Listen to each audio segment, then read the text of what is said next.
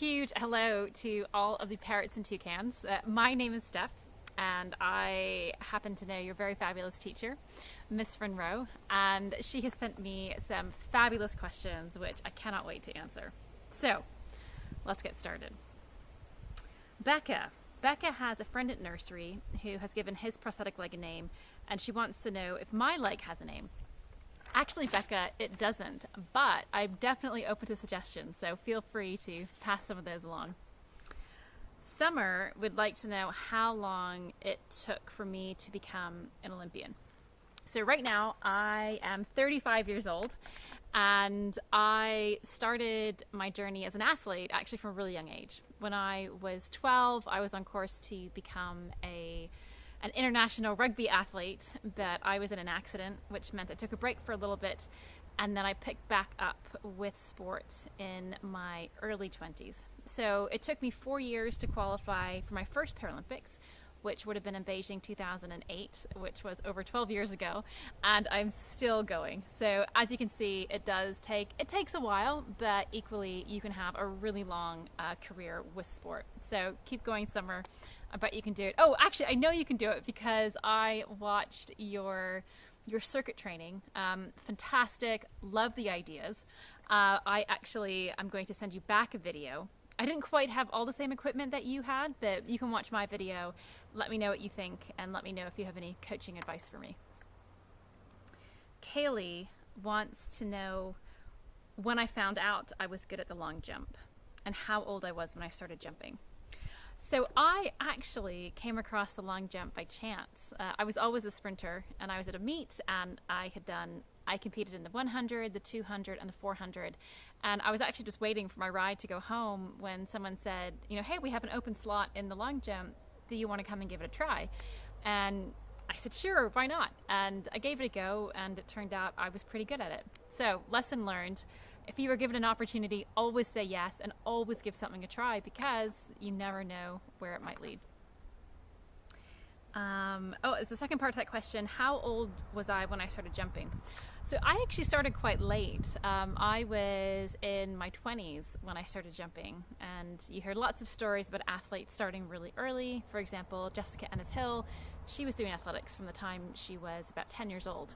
So it's just good to know that there are tons and tons of different pathways into sport and just different ways to be successful. Reese would like to know how old I was when I won my first medal. Actually, my first medal probably would have come from school when I was about your age, about 5 years old, and I competed in a sprinting event in my school sports day. Jack would like some tips for the best technique for jumping and not going over the line. Okay, Jack, I've got 3 suggestions for you. First one, before you start your jump, you're on the runway, you turn to the crowd, and you start going like this and giving them the clap. That way you get the audience to get behind you and they'll clap you down the runway. That's tip 1. Tip 2 is just practice. Like anything else, the more you do it, the more you practice your runway and practice not going over the board, the better you're going to be at it. Unfortunately, there's no secret, there's no shortcut, it's just practice. And my third tip on how to jump the farthest, it is all about speed. When you start your run, just run to that pit as fast as you can, attack that board, and just launch yourself into the pit. The sand's pretty soft, so you don't need to worry about the landing. Molly, how many hours a day do I train? So, Molly, I'm probably on the track or at the gym for between 3 to 4 hours a day, which, maybe doesn't sound very much because most people work from 9 until 5. But the important thing to remember is that for all elite athletes, sport is their life. And so while they may be physically working out for 3 to 4 hours a day, everything about their day is geared towards becoming the best performer they can. So I need to make sure that I schedule in time to make healthy food and to eat really well. I need to make sure that I am sleeping really well. Sleep's super important. My cat has just come to say hi and she's licking me, sorry. So sleeping's really important, eating's really important. Being an athlete is about a lifestyle so that you can be the best version of yourself. Danielle wants to know if my leg hurts while jumping. Danielle, I'm really happy to say that even though I do jump off of a prosthetic leg, it feels awesome. It doesn't hurt at all, and actually it's really fun. But just like any athlete, you cannot train 24 hours a day because your body would break down. And so you have to make sure that you rest. But that's the same both for me, who jumps with an artificial leg, and for my teammates who jump with two real feet. Archie wants to know if there are any other sports that I enjoy. Oh, I love all sports. In terms of sports that I really love to play, love volleyball, love basketball, love swimming, really enjoy yoga. I don't know if you consider that one a sport, but love doing that as well. And I actually really like hiking as well. In terms of sports that I like to watch, love watching tennis. I've really missed Wimbledon this year. I actually really love watching American football. Really love ice skating and love watching gymnastics as well. And athletics, obviously. Okay, so this is White Bubble. White Bubble wanted to know if I was okay and what I've been doing in lockdown. Oh, it's really sweet. Thank you, White Bubble. Do you know what? Yes, I'm doing great. Like everyone, lockdown has been a bit strange. I'm sure it's been a bit strange for you. Obviously, I couldn't go to the track for a little bit to see my teammates or my coach, but it just means that you adapt. And so in lockdown, that's what I've been doing. I've been using my garden, my backyard, different things in my house, and just finding different ways to train. And actually, it's been okay. It's been really fun, and it's been a bit different. But I am excited for things to get back to a little bit more normal. They also wondered if I have different legs for different things. Excellent question. So this is my everyday leg. So this is the leg that I use to walk around. As soon as I get up in the morning, that's what I put on. But I've also brought with me, so I have my long jump leg.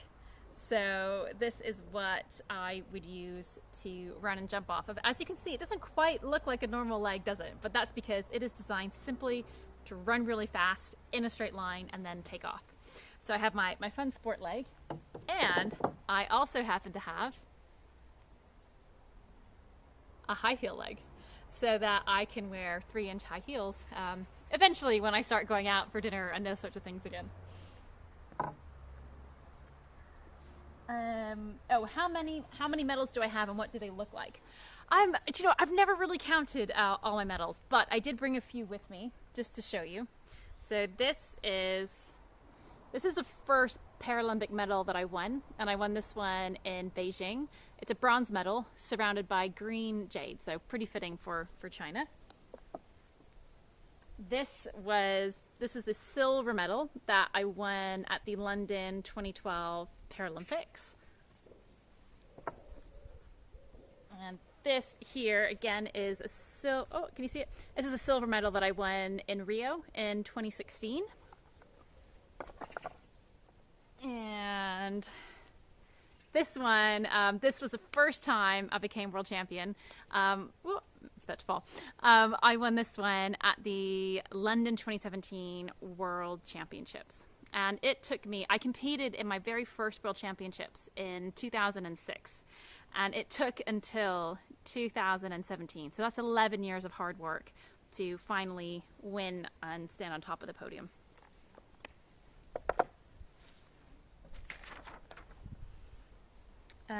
Okay, so now we've got some quick fire questions. This is from Silver Bubble. They would like to know, what is your longest jump? My longest jump is 5.78 meters. So if you happen to have a tape measure, you can measure that out in your garden or your house just so you can get a gauge for how far that is. How do you run so fast?